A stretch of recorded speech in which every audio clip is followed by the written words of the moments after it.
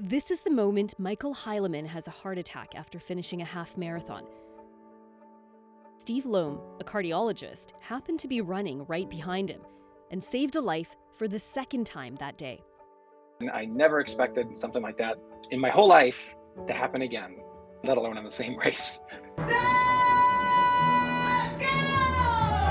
The first sign of trouble started around mile 3 of the 13.1 mile course. I saw a runner collapse, and I could tell pretty clearly it wasn't just a trip or a simple fainting spell. It was a sudden collapse, and he hit his head on the pavement. It was 67-year-old Gregory Gonzalez. I believe we went up an incline, so to speak.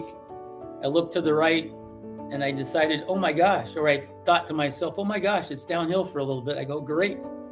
That's all I remember. Quickly, we were able to start CPR, and a couple other passersby ended up stopping to help. I woke up in an ambulance, what I thought was an ambulance.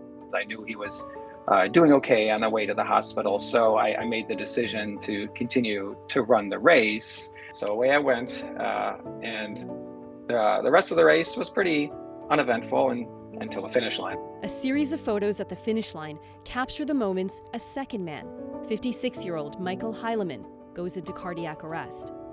I crossed the finish line, and then I took about 10 steps past it, and I started to feel dizzy.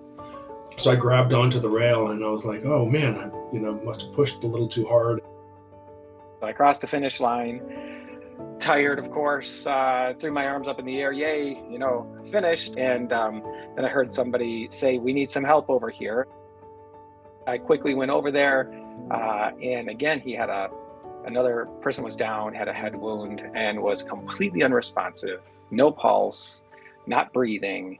I started doing CPR.